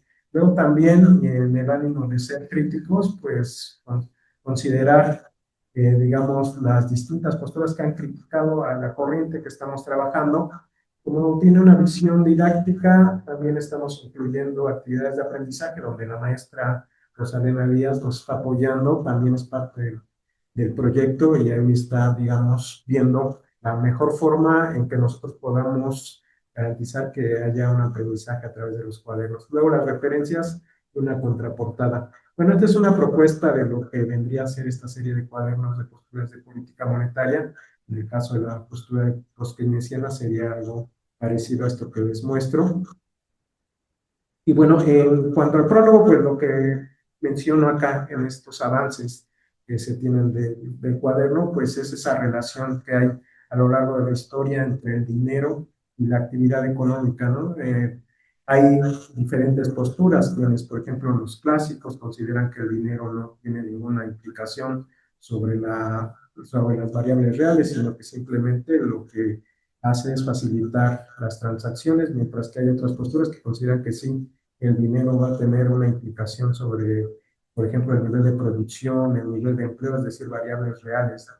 Entonces, dentro de estos enfoques que tenemos, se busca un punto de convergencia entre la parte teórica, sí, pero también la parte práctica, es decir, cómo es que este tipo de corrientes de política monetaria pues, han sido aplicados en algún momento de la historia económica, ya sea de México o a nivel mundial. Entonces, tiene un enfoque enteramente didáctico para que el conocimiento sea mucho más fácil. Bueno, ya entrando en tema del keynesianismo, pues aquí presento las fuentes principales. ¿De dónde vienen estas ideas? Pues porque el mismo nombre lo indica, pues una de las fuentes principales del keynesianismo tiene que ver con Keynes. Abrevan de la idea de Keynes en cuanto a que el dinero sí importa, ¿no? A diferencia de los clásicos, en Keynes el dinero sí es importante, es un puente, dice Keynes, entre el presente y el futuro. Keynes habla de una economía de incertidumbre. Entonces, ante esa incertidumbre, el dinero tiende ese puente. Cuanto mayor es la incertidumbre, mayor debemos tener dinero, ¿no? Es esto de la preferencia por la liquidez. Luego también toman ideas de Kaldor en cuanto a la endogeneidad del dinero. Una de las características principales de la postura post-keynesiana es ese término de endogeneidad, ¿no? Es decir, que dentro de la misma dinámica de la economía es que el dinero se va creando. De Kaldor y de Marx viene esta idea de que no es, digamos, la oferta monetaria la que genera los precios, sino al revés, son los precios los que determinan la oferta monetaria. Entonces, esa idea también la toman los post-keynesianos. La parte que toman de Kalecki es la idea de la inflación estructural. Es decir, la inflación, a diferencia, por ejemplo, de Milton Friedman, que considera que en todo momento y en todo lugar es un fenómeno monetario, en estos economistas no. La inflación también tiene que ver con otras cuestiones, no tiene que ver con cuestiones estructurales. Entonces toman esa idea de Kalecki, de Sraffa, también otro gran economista del siglo XX, toman la idea de que pues los precios no están determinados por la oferta monetaria, sino por salarios y por tasa de beneficios. Es decir, siempre Sraffa considera que hay una lucha entre los trabajadores y los empresarios, ¿no? Y eso es lo que forman los precios. Si se dan cuenta, todas estas ideas contrastan con la idea ortodoxa de que es la oferta monetaria la que determina precios. Otra fuente muy importante del keynesianismo pues, es esto del Banking School. Esto es a principios del siglo XIX, donde, pues, digamos, la idea que aporta esta corriente al post-keynesianismo es que, pues, esa idea de la endogeneidad del dinero, es decir, la cantidad de dinero se adecua a las necesidades que hay en el comercio, las necesidades que hay dentro de la economía. Algo importante que también forma parte de esta Banking School es la propuesta de Tuck de 1844, en donde hizo todo un estudio, digamos, de la evolución de los precios y de la oferta monetaria, y encuentra algo que es importante y que va en contra de la ortodoxa, ¿no? En la parte ortodoxa, pues, estamos con la idea de la ecuación de Fisher, ¿no? En este caso, él considera que los precios suben antes que la cantidad de dinero. Es decir, lo contrario, ¿no? La propuesta ortodoxa es que sube la oferta monetaria y eso genera presión en los precios. Luego también toman ideas de los circuitistas monetarios, Graziani, 2003, en donde pues es esta idea de delimitar bien a bien cada una de las instituciones que forman parte de ese círculo que hay en cuanto al dinero, ¿no? Entonces, tenemos los bancos que son los que generan digamos, esas formas de pago, y las empresas que generan bienes y servicios. Y bueno, también tienen esta parte de la determinación endógena de la masa monetaria. Rechazan también esta teoría marginal de la distribución del salario, es decir, no es esto de que la productividad marginal del salario es igual al salario real. Rechazan esas ideas, se quedan más con cuestiones, digamos, estructurales. Y bueno, ¿cuáles son las partes? Principalmente tenemos dos, la parte que tiene que ver con los horizontalistas o acomodaticios. Y bueno, digamos, este término surge de cómo ellos conciben la oferta monetaria. Se dice horizontalistas porque consideran que la oferta monetaria es una línea horizontal. ¿Y esto qué quiere decir? Quiere decir que hay un banco central que determina una tasa de interés compatible con algún objetivo de inflación, pero que a esa tasa de interés se puede generar toda la oferta necesaria, toda la oferta monetaria necesaria. Y bueno, ahí tenemos a dos exponentes, Rochon y Lavoie, que son los que están en esta parte, ¿no?, del horizontalismo. Luego, la otra corriente, la otra parte de la teoría post-keynesiana tiene que ver con los estructuralistas. Ellos ya van, digamos, a considerar algunas cuestiones, por ejemplo, en el sentido de que esa oferta monetaria no es totalmente elástica, es decir, no es infinita, sino que siempre va a tener un límite, y ese límite va a estar dado por cuestiones estructurales, por ejemplo, el riesgo, ¿no? Entonces, conforme los bancos comienzan a prestar más dinero, eso eleva el riesgo, y al final de cuentas tienen que subir la tasa de interés, y bueno, va a ser un límite.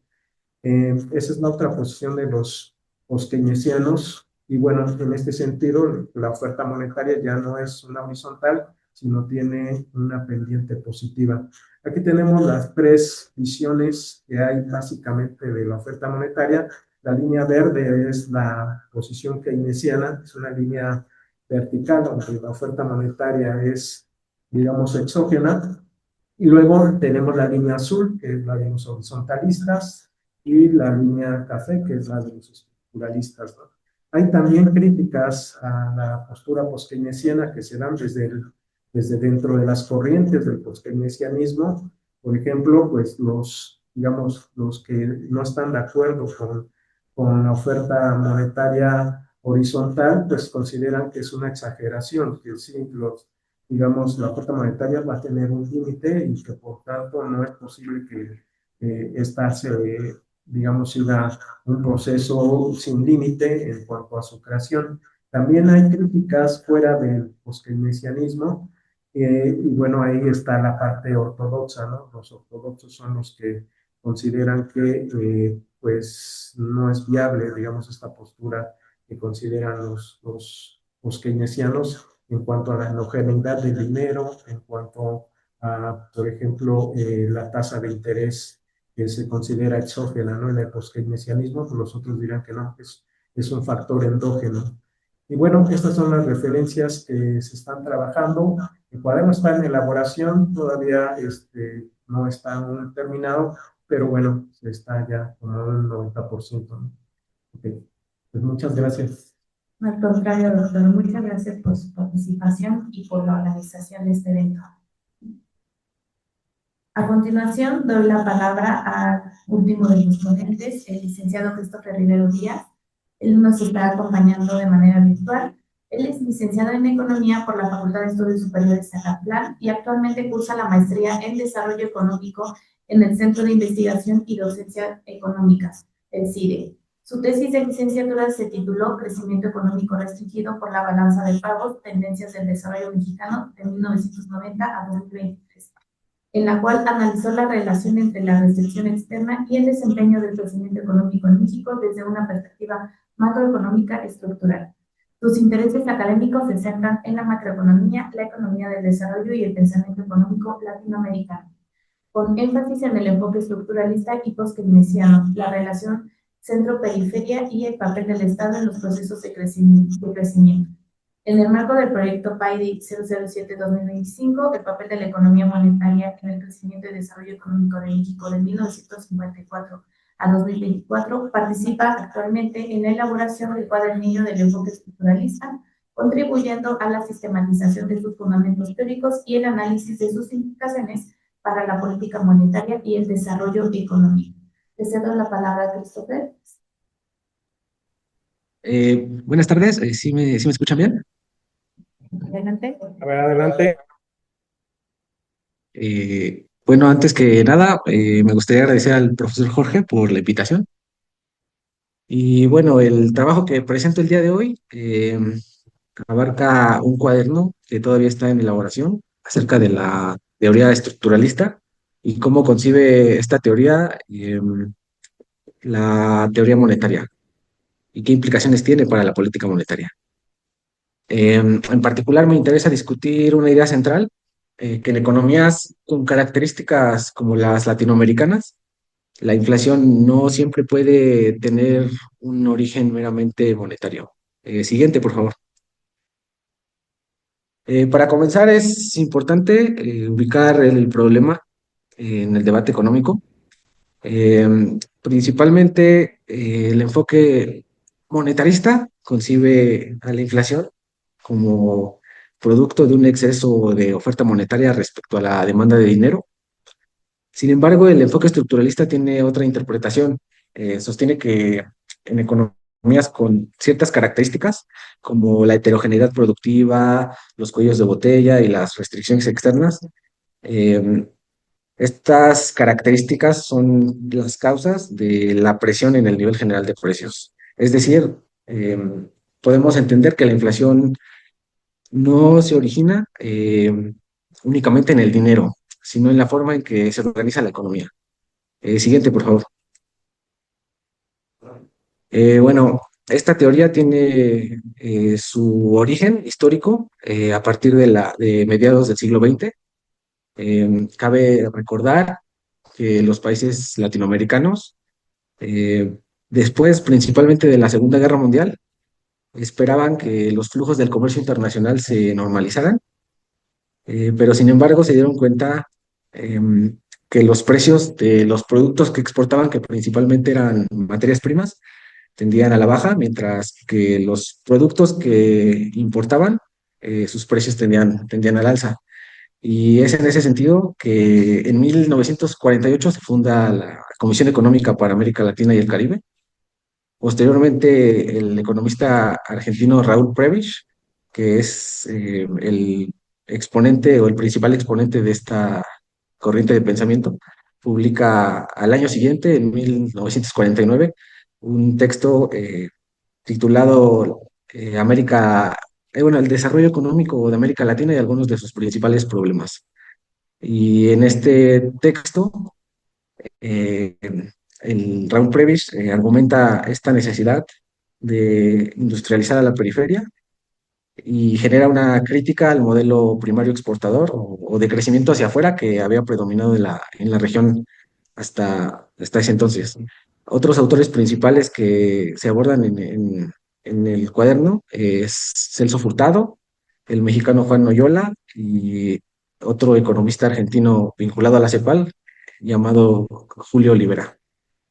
Esta teoría concibe inicialmente que la economía mundial se divide en dos polos, principalmente el centro, que agrupa em, a países con estructuras productivas heterogéneas, y el centro que agrupa a países, haciendo la corrección, perdón, em, altamente industrializados y que concentran el progreso tecnológico. Y la periferia es la región que agrupa a los países que tienen estructuras productivas heterogéneas. Siguiente, por favor. Bueno, a partir de, de este enfoque, Julio Olivera desarrolla el concepto de inflación estructural.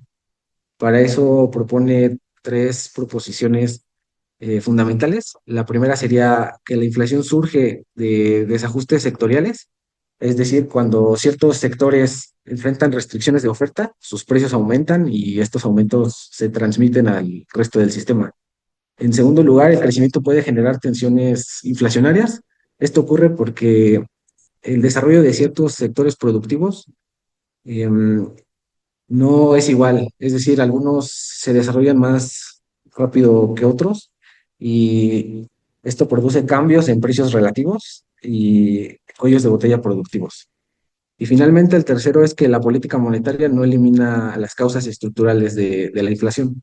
Puede influir en su intensidad en el corto plazo para esta teoría, pero no resuelve los desequilibrios que la originan. Y esto lo resumo en una idea central, la cual es que la inflación es un fenómeno estructural, no únicamente monetario. Siguiente, por favor.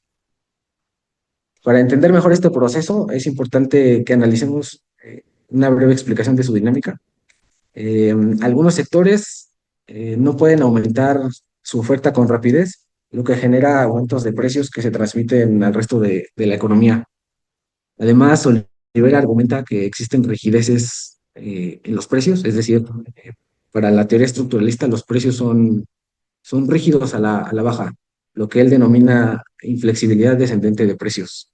En este contexto, para la teoría estructuralista, el dinero no aparece como causa primaria de la inflación, sino que es más bien un mecanismo que valida o acompaña el proceso inflacionario.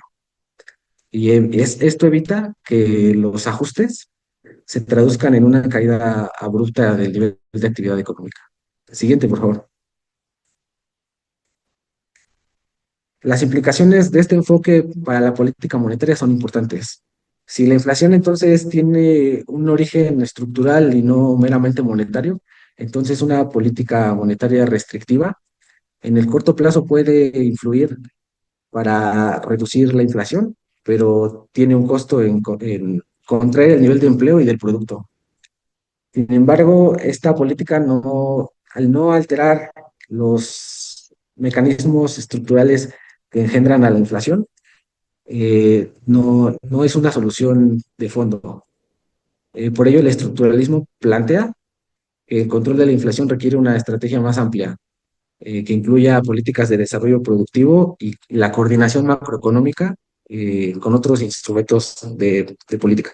Siguiente, por favor.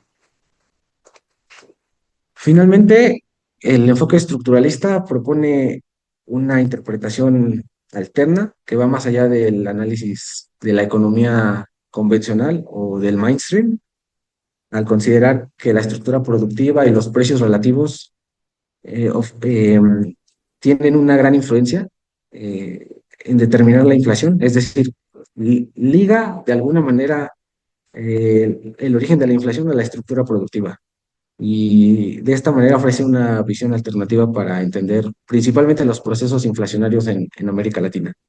En este sentido, la estabilidad de precios no puede lograrse únicamente mediante la política monetaria, sino que requiere transformaciones estructurales más profundas. Y bueno, a grandes rasgos eso sería todo. Gracias. Quiero agradecer a todos los ponentes que participaron el día de hoy, al doctor José Luis Clavelina Miller, al doctor Hugo Javier Contreras Sosa, al doctor Javier Galán Figueroa, al maestro Horacio Catalán Alonso, al maestro Gabriel Delgado Toral, al maestro Felipe Juncal Mendoza y al licenciado Christopher Rivero Díez, y al doctor Jorge López. Muchas gracias por la organización del evento y también por el proyecto. Estoy segura que el producto que ustedes están realizando en el proyecto PAIDE, de estos cuadernillos, servirán de mucho, no solamente para la comunidad que está cursando actualmente la licenciatura en Economía aquí en la FES Acatlán, sino también servirá para muchos más. Muchas gracias. No sé si quieren comentar algo. Simplemente agradecerles a todos, agradecer el trabajo de cada uno de los ponentes, de cada uno de los miembros del proyecto, que son varios. Ahorita por el tiempo únicamente presentaron 8 ponentes, pero hay otros tantos ponentes investigadores que están igualmente trabajando, otras posturas, artículos, estaremos haciendo también cápsulas. Entonces es un proyecto integral. Gracias a todos. A los ponentes que estuvieron de manera virtual se les estará haciendo llegar su constancia de participación.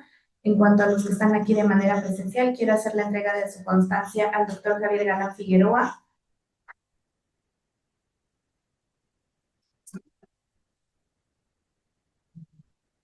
al maestro Gabriel Delgado Toral,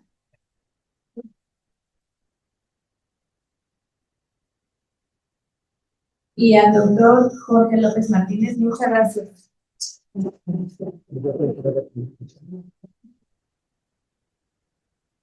Bueno, quiero entregarle la constancia a la maestra Rosalena Díaz Hernández por haber moderado también esta mesa de presentación de avances del proyecto. Muchas gracias. Muchas gracias a todas y todos, y también los invitamos a que visiten el blog que se tiene de este proyecto. Igual sigan las redes sociales también que se está organizando también para este proyecto, y se están organizando otros materiales que espero que les sirvan a ustedes, no solamente les digo para una materia en particular, sino para todas. Como vieron, son temáticas muy interesantes. Muchas gracias por su asistencia y permanencia. Por esta tarde. Gracias.